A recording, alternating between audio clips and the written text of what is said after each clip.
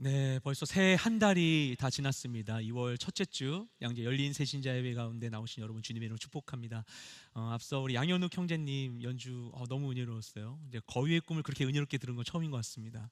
네, 우리 서빙고 출석하고 계시는 성도님이세요. 너무 귀한 연주 너무나 감사드립니다. 아까 이렇게 연주를 들으면서 좀 그런 생각이 많이 들더라고요. 하나님께서는 정말 우리를 꿈꾸시게 하신다. 내일을 기대하게 하고 알 수 없는 시간들에 대해서 막연히 두려워하지 않고 꿈꾸고 소망하게 하시는 분, 그분이 정말 하나님이 아니신가 묵상하면서 들으셨던 것 같습니다. 우리 2월 열린 새신자 예배는 성경에 묻다라는 주제로 우리 함께 나누려고 합니다. 말씀을 통해서 우리가 주님께 품은 의문들을 함께 풀어가는 시간이 됐으면 좋겠고요. 그래서 지난달부터 여러분 이제 주보 가운데 여러분 이제 궁금하신 점이 있으시거나 아니면은 전도할 대상자에 대한 기도 제목 있으시면 적어달라고 이렇게 했었어요. 근데 좋은 질문들을 주셔가지고 이번 달에는 다음 주하고 마지막 주, 둘째 주, 넷째 주에 주신 질문을 가지고 함께 말씀을 나누려고 합니다. 그리고 어떤 경우에는 이 질문을 직접 좀 이걸 답변을 좀 드릴 필요가 있을 것 같더라고요. 그래서 그 질문하시고서 본인의 이제 어떤 이메일이나 연락처를 남겨주시면 또 따로 개별적으로 답변이 필요한 경우에는 그렇게 좀 답변을 해드리도록 하겠습니다. 여러분 이제 신앙적으로 궁금한 게 있으시면은 적으시고 나가시는 길에 안내 데스크에 제출을 해주시면 감사하겠습니다. 그리고 주보를 보면 약간 좀 형식이 바뀌었어요. 여러분 이제 주목해서 보셨는지 모르겠지만 이제 2, 3월 주제 본문이 한 번에 나와 있습니다. 그래서 저희가 이제 올해 전체적으로 1년 내내 이제 기독교 교리에 대해서 우리가 쉽게 풀면서 함께 나눠보는 시간을 가지려고 하고 있기 때문에 이번에 2, 3월이지만 분기 주제를 한 번에 이제 노출해서 이제 전해드리려고 합니다. 그래서 우리가 그렇게 이 시간들을 통해서 하나님을 더욱더 알아가면 좋을 것 같고요. 또 한 가지 이건 꼭 참여해 주시기를 권하는 건데 이 뒷페이지를 보시면은 새가족 등록 과정 이 광고가 있고 밑에 QR코드가 있습니다. QR코드가 우리 열린 새신자 예배 함께 하시는 분들을 저희가 더 잘 알고 우리 예배 또한 말씀들을 잘 준비할 수 있기 위해서 설문조사를 합니다. 그래서 여러분들 지금 했으면 좋겠지만 지금보다도 어쨌든 나중에 가실 때 꼭 가져가셔서 집에 가시는 길에 이제 카메라 켜셔가지고 이렇게 QR 비추시면 링크가 뜨잖아요. 누르시면 바로 온라인으로 여러분 참석하실 수 있습니다. 그래서 여러분들 귀한 의견들을 남겨주시면 감사하겠습니다. 네, 이번 주 참여하신 거 보고 다음 주엔 같이 할까 싶습니다. 네, 아무튼 함께 하시면 좋겠습니다. 네. 그리고 아까 이제 처음 오신 분들 계셨는데 처음 오신 분들 또는 이제 예배를 드려졌지만 오늘교회 아직 등록하지 않았는데 오늘교회에 대해서 좀 더 궁금하신 분들 계시다면 나가시는 길에 로비에 피켓을 들고 있는 자리로 오시면 우리 새가족 과정을 통해서 자세히 안내해 드리도록 하겠고요. 한 가지 더 광고를 드리면 다음 주가 설날이죠. 다음 주 설날에 우리 예배는 정상적으로 진행이 됩니다. 예배 드리고 있고요. 근데 설날에는 새가족반이 운영되지 않습니다. 다음 주에는 참고하셔서 다음 주 예배 함께 하시면 좋겠습니다. 네, 이어서 우리 말씀을 좀 나누도록 하겠습니다. 질문을 드리고 싶은데 여러분은 예수님을 믿으십니까? 믿는다면 예수님의 어떤 것을 믿으십니까? 예수님을 믿는 사람을 기독교인이라고 하죠. 우리가 믿는 종교를 기독교라고 합니다. 그러면 왜 기독교라고 하는 것인가? 왜 기독교라는 이름이 붙여진 것인가? 기독교가 서구로부터 이제 아시아에 전해질 때 우리보다 먼저 이 개신교가 전해졌던 이제 중국에서 그리스도를 이렇게 불렀어요. 찌리시두, 이게 맞는지 모르겠어요. 성조가 찌리시두, 약 그리스도 비슷하잖아요. 찌리시두 이렇게 되는데 그 한자를 우리식으로 읽으면 기리사독입니다. 기리사독. 그런데 중국에서 이것도 줄여서 부릅니다. 줄여서 찌뚜라고 해요. 찌뚜, 이게 맞는 걸로 알고 있습니다. 찌뚜 이렇게 발음하는 게 찌뚜를 그 한자를 우리식으로 읽으면 기리사독의 첫 글자와 마지막 글자예요. 합치면 기독이에요. 그래서 우리가 그렇게 전례받아서 우리는 기독교라고 이야기하는데 기독교라고 이야기하지만 그래서 결국은 그 뜻이 무엇인가? 그리스도교인 거예요.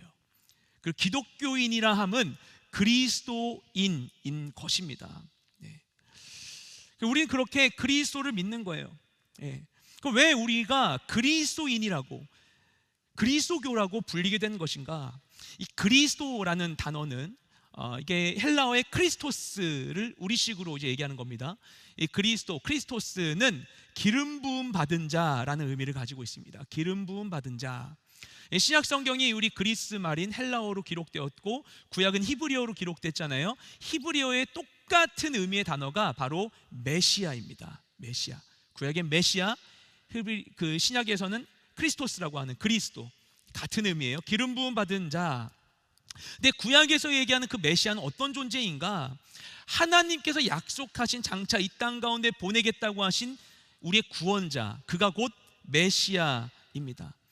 창세기를 보시면요, 하나님께서 아담과 하와가 에덴 동산에서 범죄했을 때 그들에게 장차 구원자가 이 땅에 올 것이라고 말씀하셨어요. 여자의 후손이 와서 뱀의 후손의 머리를 부술 것이다, 상하게 할 것이다. 창세기 3장 15절 말씀이죠. 그래서 이 말씀을 흔히 원시복음이라고 이야기합니다. 하나님께서 우리를 구원한다는 약속을 가장 먼저 하신 거예요. 성경은 전체 내용이, 그곳으로부터 시작해서 끝까지 모든 내용이 바로 이 약속에 대해 기록하고 있습니다. 성경은. 그래서 세계 3대 유일신교라고 하죠. 3대 유일신교, 유대교, 이슬람교, 기독교가 있는데 이 세계 3대 유일신교를 구별할 수 있는 여러 기준 중에 중요한 척도 하나가 무엇인가 하면 이 그리스도에 대한 입장입니다. 그리스도. 유대교는 그리스도를 믿어요. 구약에 메시아가 있잖아요. 하나님 약속하신 이 메시아가 유다 지파 다윗의 후손으로 날 것이라고 믿어요. 하지만 그들은 그 그리스도가 아직 오지 않았다고 믿습니다. 지금까지도. 이슬람에서는 그리스도라는 개념이 없습니다. 그들이 마지막 선지자라고 하는 무함마드는 선지자 사람일 뿐이에요. 그들도 예수님 얘기를 합니다. 이사 알맛이라고 꾸란에 기록되어 있거든요. 근데 그 이사도 역시 선지자입니다. 그리스도 같은 개념이 아니에요. 크게 시아파, 수니파 이슬람으로 나뉘죠. 근데 시아파 이슬람에서는 메시아 사상 비슷한 게 있어요. 불교도 보면요, 불교의 3대 불 중에 이 미륵불이 있지 않습니까? 미륵불. 마지막 정말 이 혼란의 때 이 땅을 이렇게 평안하게 할 미륵불, 그렇죠? 이게 궁예가 자기 미륵이라고 얘기하잖아요. 그 미륵불이 얘기하는 것처럼 이 시아파 이슬람에도 그런 게 있어요. 12번째 이맘이라는 존재가 있습니다. 12번째 이맘이 이 땅에 있다가 사라졌는데 언젠가 이 땅에 다시 올 것이다. 메시아 사상 비슷하죠. 하지만 이슬람 시아파에서의 12번째 이맘도 우리가 믿는 그리스도는 아니에요. 우리가 믿는 그리스도는 하나님이시거든요. 그런데 우리는 어떤가? 우리는 그리스도를 믿습니다. 하나님이 구원의 약속을 이루고자 우리에게 보내신 그리스도를 믿습니다. 그런데 그 그리스도가 곧 예수 그리스도이심을 우리는 믿습니다. 그러면 그리스도인으로서 예수가 곧 그리스도이심을 믿는다는 것은 무엇을 의미하는 것인가? 하나님께서 약속하신 대로 우리의 유일한 구원자 되신 예수님께서 이 땅에 오셨다라는 그 사실을 우리가 믿을 때 우리는 하나님께서 어떤 분이신가? 그분은 약속하신 것들을 기억하시고 반드시 이루시는 분이시라는 사실을 알게 돼요. 하나님 그 약속대로 우리에게 행하셨구나. 그리고 그 신실하신 하나님을 믿을 때 우리가 지금까지의 삶뿐만 아니라 아직 가지 못한 길들에 대해서도, 알 수 없는 시간 속에서도 그분께서 변함없이 신실하게 그분의 약속을 이루실 것을 믿고 담대히 나아갈 수 있게 되는 것입니다.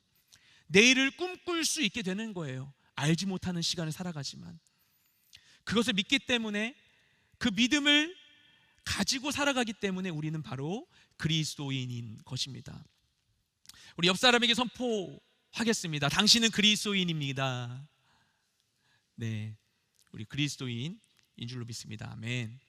그렇다면 예수가 그 그리스도이심을, 예수가 바로 성경에서 이야기하는 그 그리스도이심을 믿을 때 그 믿음이 우리의 삶에 어떤 영향을 미칠까요? 과연 그래서 우리의 인생이 어떻게 달라지는 것인가? 내가 그리스도인이 되었다는 사실은 나에게 어떤 의미가 될까요? 내가 예수가 그리스도라는 사실을 믿게 된다면 나에게 이루어지게 될 일은 어떤 것일까요?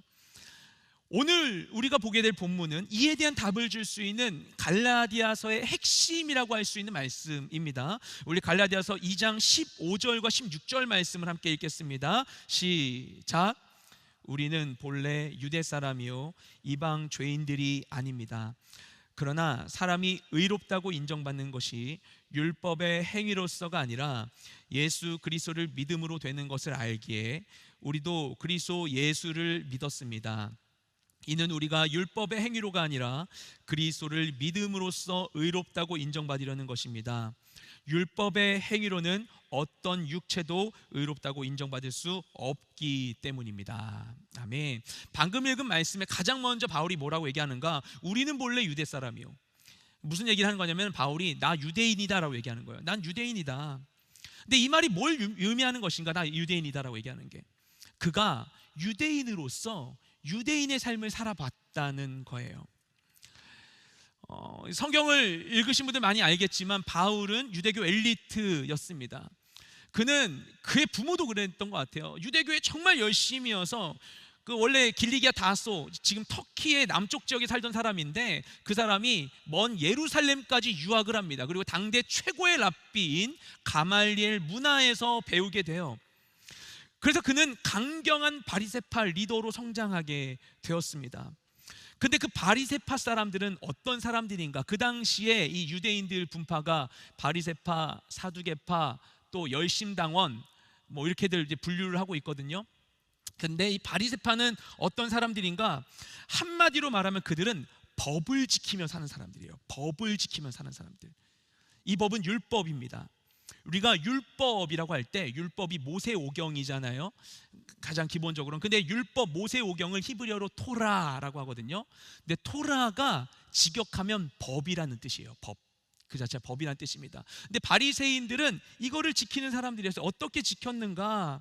모세 율법을 연구해서 248개의 하라는 규례와 613개의 하지 말라는 규례, 365개의 하지 말라는 규례 다 합쳐서 613개의 규례를 만들었어요. 이것으로부터 6,000개의 이 파생 규정들을 만들었어요. 그리고 그것을 열심히 지키며 사는 거예요. 어떻게 해야 되는지 막 지키면, 안식일은 어떻게 해야 돼, 옷은 어떤 걸 입어야 돼, 음식은 뭘 먹어야 돼, 이런 걸 잔뜩 정해놓고는 그걸 지키는 삶을 사는 거예요. 만약에 우리가 그런 삶을 산다면 어떨까? 일상의 모든 세세한 것들을 다 규칙을 정해서 살아가는 거예요. 아침에는 몇 시 땡 하면 일어나야 된다. 일어나서 세수를 할 때는 뭐 팔을 90도 직각으로 해가지고 어프 3번만 물을 이렇게 얼굴에 묻히는 것이다. 걸어갈 때는 팔을 흔들 때 앞으로 15도, 뒤로 15도, 30도씩 흔들면서 이렇게 걸어야만 하는 것이다. 단추를 채울 때는 반드시 단추가 3개 이상 달린 옷을 입어야 되며 3개 이상 채워야 돼. 뭐 이런 식의 규례를 정하는 거예요. 그리고 그것대로 살아가는 것입니다. 그걸 다 성경의 모세가 한 말에 근거하여 이런 식으로 해서 법칙을 만들고 그렇게 살아가는 거예요. 왜 그렇게 사는 것인가? 바리새인들은 그런 식으로 모든 행위에 대한 모범 답안을 만들었어요. 그리고 의로운 삶이라는 것을 정량적으로 평가할 수 있게 만들었습니다.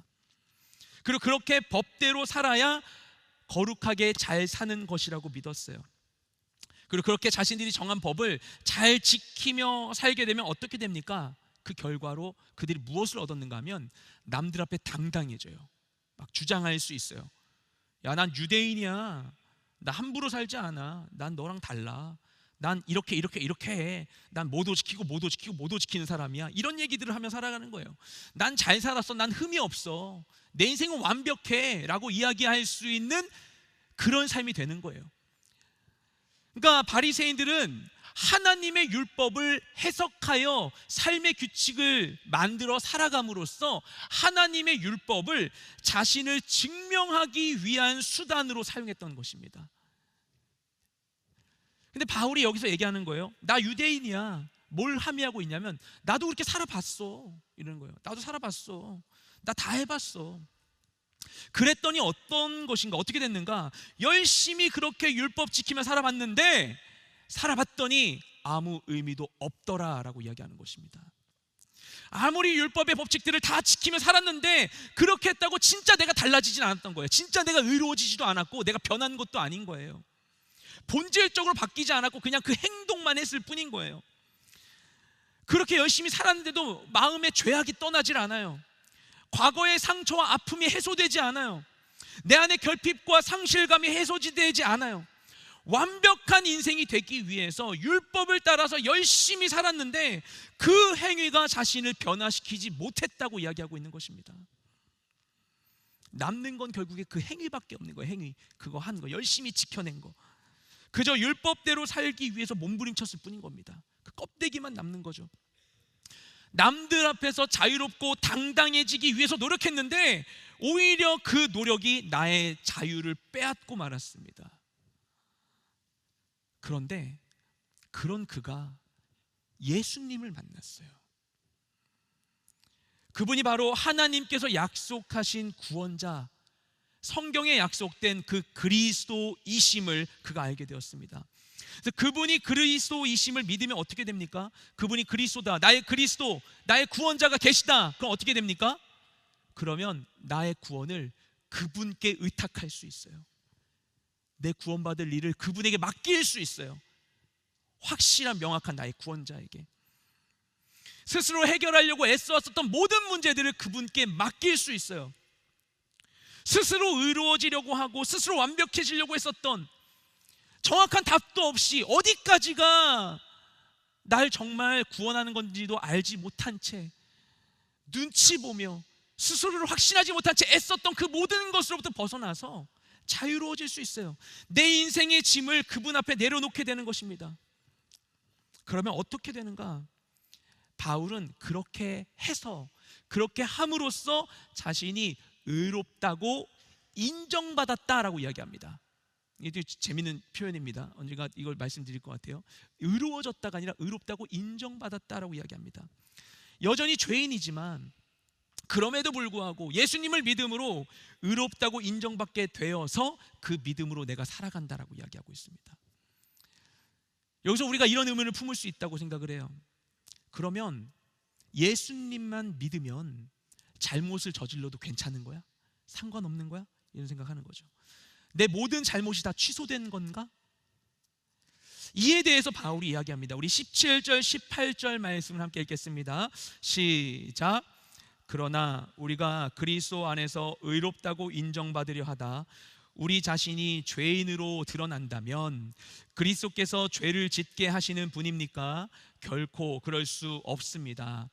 만일 내가 허물어버린 것을 다시 세우려 한다면 나 스스로 율법을 어기는 사람임을 증명하는 것입니다. 아멘. 바울이 이야기하는 것은 이런 거예요.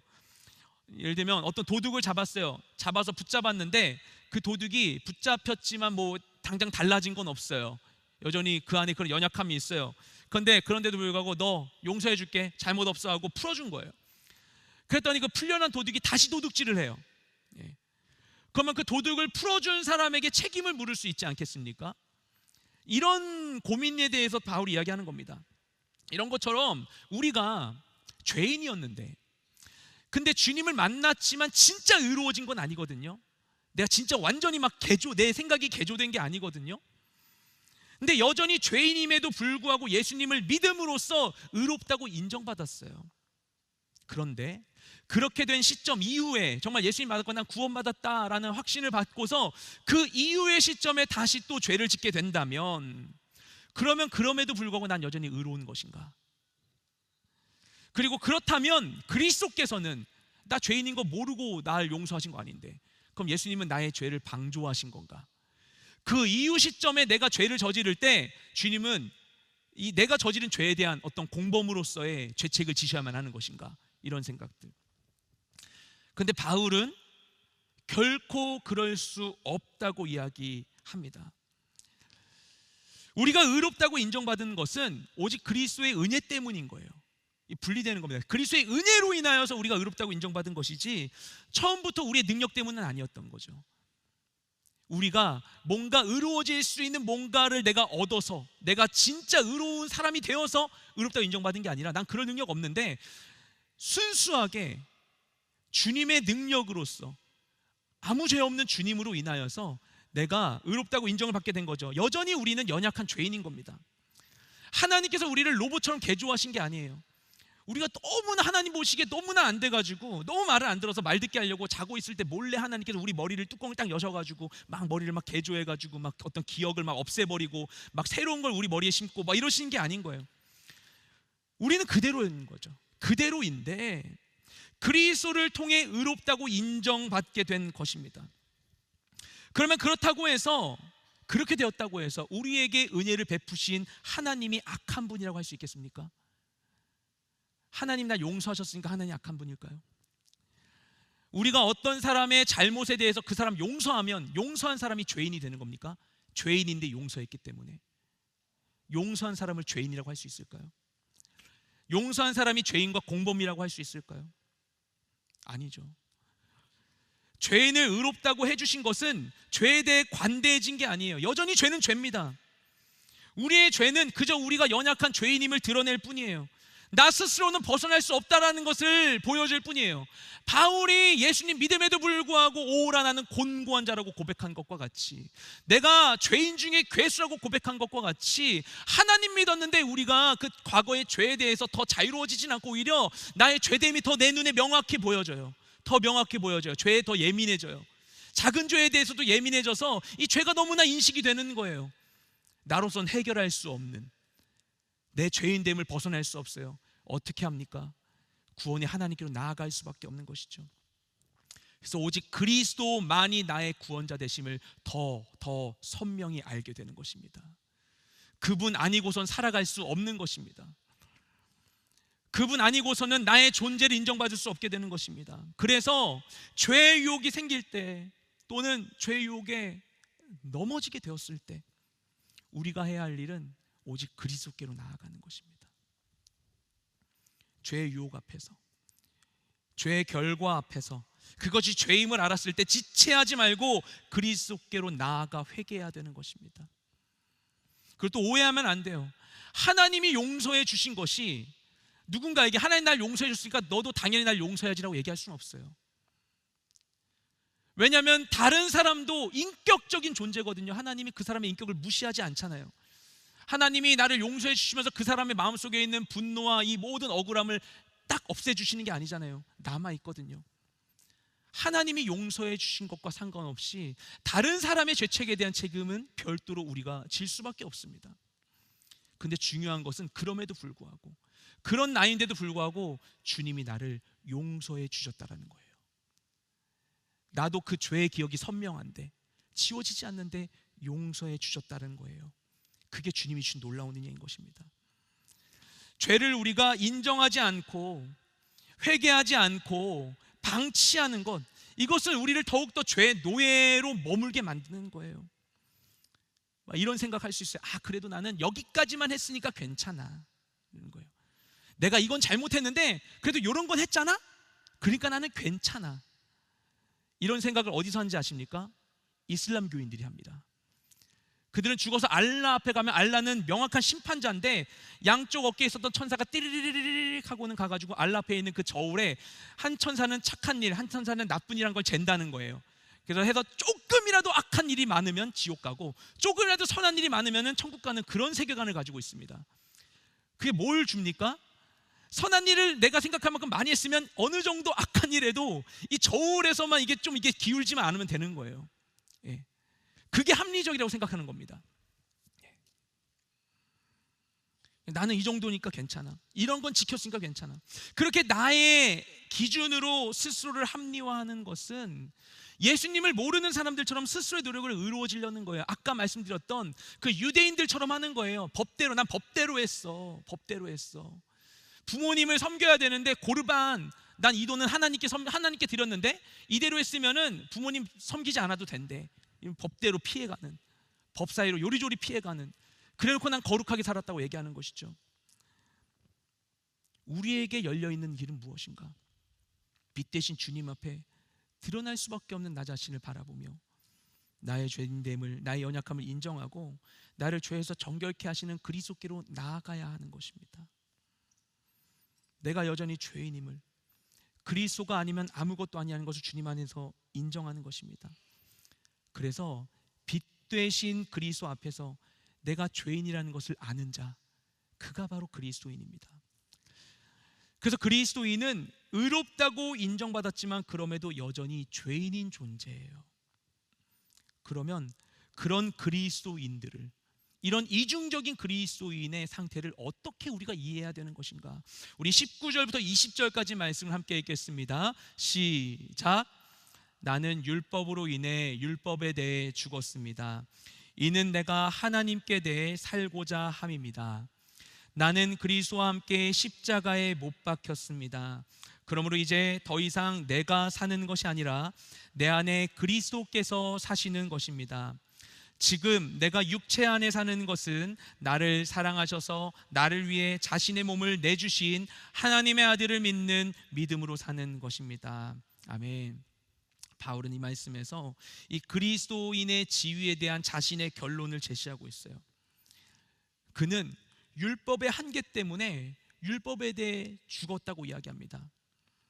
예전에는 율법으로 스스로 자유케 되고 율법으로 스스로 내가 더 나은 삶을 살아갈 수 있다고 생각해서 금과목대로 열심히 살아봤어요. 안 되는 거예요. 그것에 죽은 거예요. 더 이상 율법에 대해서 나를 가치 있게 해준다는 세상의 말들과 세상의 약속들, 스스로의 자격지심, 열등감, 내 인간적인 욕구에 대해서 반응하지 않기로 한 것입니다. 그것이 나를 나아지게 할 수 없다는 것을 그가 경험했기 때문에. 왜 반응하지 않도록 한 것이냐? 살려고 한 거예요. 살려고. 나를 그 사망으로부터 건져낼 수 없는 그 모든 것으로부터 떠나 생명이 되시는 하나님께로만 연결되어서 그분의 소망과 능력으로 채워지기 위해서 그는 율법에 대해서는, 이전의 나의 모든 방법에 대해서는 이제는 죽기로 작정한 것입니다. 그리고 어떻게 하는가? 그 다음에 갈라디아서 2장 20절 말씀을 이야기하고 있죠. 우리 이 말씀 잘 아시는 말씀일 텐데 우리 개역개정으로 한 번 더 읽도록 하겠습니다. 시작. 내가 그리스도와 함께 십자가에 못 박혔나니 그런즉 이제는 내가 사는 것이 아니요 오직 내 안에 그리스도께서 사시는 것이라. 이제 내가 육체 가운데 사는 것은 나를 사랑하사 나를 위하여 자기 자신을 버리신 하나님의 아들을 믿는 믿음 안에서 사는 것이라. 아멘. 그리스도께서 십자가에 못 박히셨습니다. 어떻게 못 박히셨죠?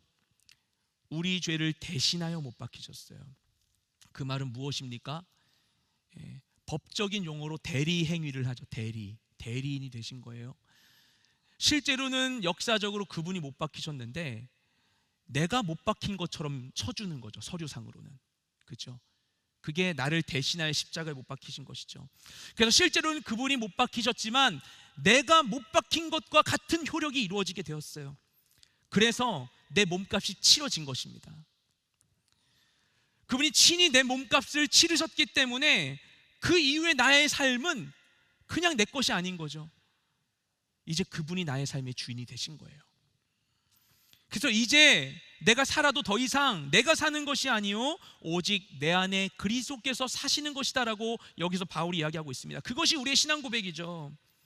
그러면 주님이 나를 위해 십자가 달려 돌아가셨다, 내가 그것을 믿는다, 거기서 끝나는 것인가? 아니죠.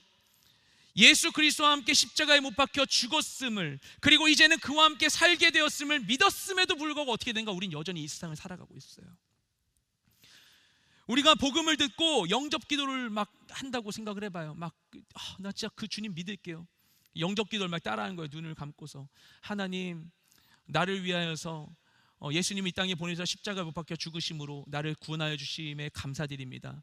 이제 내가 마음의 문을 열고 주님을 내 이 삶의 보좌에 모시기를 원합니다. 주님 오셔서 나를 다스려 주시옵소서. 예수님의 이름으로 기도드렸습니다. 아멘 하고 눈을 빡 뜨면 마치 영화 매트릭스 보시면 그 주인공 네오가 빨간 약을 먹고서 눈을 뜨니까 매트릭스 세계 그 가상현실에 있다가 현실에 눈을 탁 뜨게 되지 않습니까? 내가 이렇게 주님 믿기로 하고서 결단하고서 영접 기도하고 눈을 딱 뜨면 이전에 있었던 모든 것들은 다 사라져버리고 눈앞에 막 푸른 초장과 막 사자와 양이 함께 뛰놀고 예수님 팔 벌리고 하하하 호호호 잘 왔어 이렇게 하면 너무나 좋을 것 같은데, 내가 영접 기도를 하고 주님 믿기로 하고 눈 감고 눈을 떠도 내 앞에 있는 현실은 변하지 않는 거예요. 기도하기 전에 그 세상이 바로 내 눈앞에 그대로 있는 것이죠. 예수님을 믿어도 나는 여전히 그대로고, 나의 삶의 문제도 그대로 남아있고, 과거의 기억도 그대로 남아있고, 대출금도 그대로 남아있어요. 변한 게 없는 거예요. 그러면 예수님을 믿어도 내 삶은 아무런 변화가 없는 것인가? 그런데 좀 전에 읽었던 그 갈라디아서 2장 20절 말씀이 거기서 끝나지 않습니다. 내가 그리스도와 함께 십자가에 못 박혔느니 그런즉 이제는 내가 사는 것이 오직 내 안에 그리스도께서 사신 것이라 얘기한 다음에 뭐라고 얘기하냐면 하반절에 이제 내가 육체 가운데 사는 것은 여기 얘기합니다. 이제. 이게 and now라고 하는 거예요. 내가 믿는데 그리스도로 인해 사는 것이다. 그런 상황 시점에 이제 근데 지금 여전히 나는 육체 가운데 살고 있다 얘기하는 거예요. 이제 내가 육체 가운데 사는 것은 똑같이 육체 안에 살고 있지만 하지만 이 이후에 육체 가운데 사는 것은 무엇인가? 내가 육체 가운데 사는 것은 나를 사랑하사 나를 위하여 자기 자신을 버리신 하나님의 아들을 믿는 믿음 안에서 사는 것이라고 이야기합니다. 예수님을 믿음에도 불구하고 여전히 나는 육체를 입고 살아가고 있지만, 여전히 나는 죄인이지만 이제는 내가 이전의 방식대로 살지 않는다는 거예요. 더 이상 육체로, 율법으로, 내 능력으로, 내 방식으로 살지 않는다라고 이야기하는 것입니다. 그러면 그리스도인은 어떻게 사는가? 나를 사랑하셔서 나를 위해 자기의 몸을 내어주신 하나님의 아들을 믿는 그 믿음을 따라 산다고 이야기하는 겁니다. 우리 그리스도인의 삶의 가치는 내가 예수 그리스도를 믿는 것에서 그치지 않아요. 예수님을 믿는다는 나의 내적 확신이, 나의 어떤 지적 동의가 그것이 우리의 삶을 구분지어주는 것이 아닙니다. 믿는 것에서 끝나는 것이 아니라 그 믿음 안에서 사는 것입니다. 우리의 삶의 한복판 바로 그 자리에서 그걸 믿는 거예요. 신앙 따로 삶 따로. 교회에서는 교회 방식대로 사고하고, 교회는 이런 거야, 이럴 땐 교회에서는 이렇게 하는 거야, 이렇게 생각을 하고, 밖에 나아가서 세상에서는 세상의 방식대로 사고하면서 세상의 방법대로 결과를 얻는 것이 아니라 다 이런 거야, 다 이렇게 하는 거야, 여기서 이렇게 하지 않으면 안 돼, 그곳에서는 그곳의 방식이 있는 것처럼 사고하는 것. 이스라엘 백성이요 출애굽했잖아요. 그들이 출애굽한 다음에 그 가나안 땅으로 가기 전에 하나님 먼저 그들이 시내산으로 데려가시지 않습니까? 1년간 머무는 시간 가운데 그들이 하나님 율법을 받게 되고, 어떻게 나아가야 될지 진영을 짜는 것도 배우고요, 진을 이렇게 구성하는 것도 배우고요, 어느 순서로 이동하는지도 배우고요, 그때는 성막을 세워가지고 하는 것까지 다 배우거든요. 그들이 하나님의 방식을 터득해요. 그들의 먹는 것도 달라졌어요. 만나 먹잖아요. 만나. 모든 게 달라진 거예요. 이집트에서 나고 자라서 이집트의 문화에 있었던 자들이 광야에서 새로운 문화를 배우게 되었어요. 먹는 것도 내 뜻대로 못해요. 만나밖에 못 먹어요. 엄마 오늘 아침 뭐야? 만나. 점심 뭐야? 만나. 저녁 뭐야? 만나. 만나만 먹어요. 광야에서 하나님의 방식대로 살았던 거예요.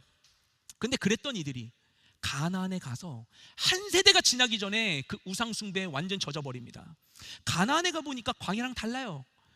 광야에는 뭐 경작할 수가 있는데 여기 경작할 수 있어요. 이집트에 있을 때에는 막 물이 엄청 막 풍부했는데 여긴 그러지가 않아요. 여기 사람들의 그 경작 방식이 있는 거예요. 우린 광야에서 광야의 하나님 믿었는데 여기 사람들 보니까 농경의 신 바알을 섬기고 다산의 신 아세라를 섬기는 거예요. 아, 여기선 그렇게 살아야 되는구나. 여기의 삶의 방식은 그런 것이구나.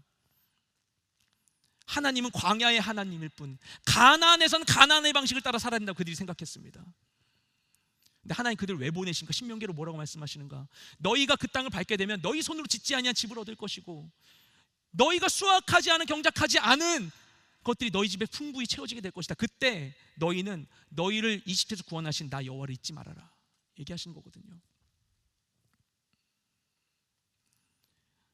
그렇게 기도해서 얻은 자리, 기도해서 간 직장, 내가 기도해서 얻은 것인데 그곳에 가서는 정작 나를 인도하신 하나님을 기억하지 않는, 그곳의 방식대로 살아가고자 하는 그런 것이 아니라, 여전히 같은 문제가 남아있는 집으로 갈지라도, 보기 싫은 사람들이 있는 직장을 갈지라도, 세상에 어그러지고 부조리한 모습을 마주해도, 쉽고 빠른 이익이 내 눈앞에 보여도, 이 모든 상황 속에서 하나님의 아들이신 예수 그리스도께서 나를 사랑하셔서 나를 위해 십자가에 달려 자기 몸을 내어주셨음을 믿음으로 살아가는 것입니다. 그 자리에서 그걸 믿는 거예요. 그 자리에서, 그 모든 곳에서 주님을 기억하는 것입니다. 그리고 그것이 우리의 삶의 모든 것을 바꿉니다. 그리고 그때 비로소 우리는 세상 속에 남들이 사는 똑같은 세상 속에서 세상 사람들과 같은 것을 마주하고 같은 것을 맛보며 살아갈지라도 그곳에서 세상과는 다른 선택을 할 수 있습니다. 세상 사람들에게 다른 삶의 방식을 보여줄 수 있어요. 이렇게 살지 않으면 안 될 것처럼 긴장하여 살아가고 있는 자들 앞에서 다른 선택이 있다는 걸 보여줄 수 있어요. 내 이익, 내 감정, 내 쾌락을 추구하며 사는 것이 아니라 부족한데도 그 가운데 자족하고 기꺼이 섬기고 낮아지고 인내하고 사랑하며 그럼에도 불구하고 동시에 기뻐하고 풍요로워하는 삶을 살아갈 수 있게 되는 것입니다. 그렇게 세상이 할 수 없는 것을 할 수 있게 되는 거예요. 내가 스스로 내 삶의 주인이 되어서는 할 수 없었던 것을 예수 그리스도를 주인 삼으면 할 수 있게 됩니다. 그리고 세상을 향해 삶의 다른 가능성이 있다는 것을 보여주는 거예요. 이렇게도 살 수 있어. 이렇게도 살 수 있어. 그리고 그 삶이 나는 행복하다고 얘기할 수 있는 겁니다. 그런 이들, 세상의 이해로는 규정할 수 없는 그런 이들을 일컬어서 세상은 그리스도인이라고 부르는 것입니다. 그게 바로 우리들입니다.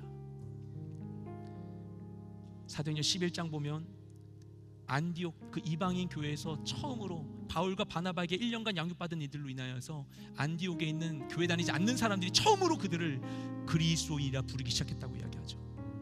그전에는요 그런 구분이 없었어요. 그냥 얘네 뭐 그리스도 믿는데 메시아 믿는데 유대인한테 뭐 들었어. 아 유대인의 한 분파인가 보구나. 유대인이냐 얘네나 뭐 마찬가지야 생각했던 사람들이 얘는 좀 다른데 뭔가 좀 다른데 그래서 교회 다니지 않는 사람들이 그들을 부르기 시작한 거예요. 이들은 그리스도인이다. 그리스도인이다. 그 전에 어떤 카테고리에도 속하지 않았던 사람들, 세상에 속하지 않은 사람들, 그들이 바로 그리스도인입니다. 그리고 그게 바로 우리들입니다. 그리스도를 믿음으로 그분이 주신 삶의 혜택을 온전히 누리시는 우리 모두가 되시길 축복합니다. 함께 기도했으면 좋겠어요. 여러분 말씀 가운데 여러분에게 주신 소망을 따라 우리 함께 기도했으면 좋겠습니다. 혹시나 이 자리 가운데 기도가 익숙하지 않은 분들이 계시더라도 눈을 감고 하나님께 내 모든 것을 들으시는 그 하나님께 여러분의 마음의 고백을 올려드리시기 원합니다. 하나님, 난 정말 괜찮은 삶을 살고 싶습니다. 주님, 난 정말 의미 있는 삶을 살기를 원합니다. 그리고 사람들도 그걸 알아줬으면 좋겠어요. 주님, 나로서는 할 수 없는데 주님은 능히 하시나니 내가 있는 그 모든 자리 가운데 주님을 기억할 수 있도록 내 안에 역사하여 주시옵소서. 주님, 나 너무나 부족하지만 주님 나를 구원하심을 믿기를 원합니다. 내 삶 가운데 임하여 주시어서 나로서는 이룰 수 없는 크고 놀라운 일들을 경험하는 내 인생 되게 하여 주시옵소서. 우리 주님께 그와 같은 믿음의 고백으로 기도하며 나아가기 원합니다. 기도하시겠습니다. 주님 감사드립니다. 주님, 우리의 삶의 자리 가운데 나와 동행하심을 감사드립니다. 주님, 어떤 상황 가운데 있든지 나의 주인 되시는 분 주님밖에 없습니다. 그 누구도 내가 내 삶의 주인이라고 내 삶의 이 주권을 내어줄 수 있을 만한 존재가 없습니다. 주님, 내가 아버지 하는 그 무엇도 아버지 내가 온전히 믿고 의지할 수 있는 것이 없습니다. 주님, 내가 생각했던 것도 나의 지식도 방법도 아버지 하나님 세상의 것도 물질도 아버지 내가 그것을 얻어도 가져도 아버지 온전히 나를 평안하게 해줄 수 있는 것 없습니다. 주님, 완전히 믿을 수 있는 것 없습니다. 주님, 주님 없습니다. 아무것도 믿을 수 없었는데 근데 주님 진정 나와 함께 하십니까? 주님 진정 나의 하나님이십니까? 주님 진정 나를 아십니까? 주님 정말 전능하십니까? 주님 모든 것을 아십니까? 날 정말 아십니까? 주님 역사하실 수 있으십니까? 주님 정말 하실 수 있으십니까? 정말 주님, 그 주님을 난 만나기 원합니다. 주님, 그 구원자를 만나기를 원합니다. 그 주님을 얻기를 원합니다. 내 삶의 바로 그 자리 가운데 내가 이길 수 없었던 그 시간 가운데 주님 임하여 주시어서 주님 나를 온전히 다스려 주시옵소서. 주님 감사합니다.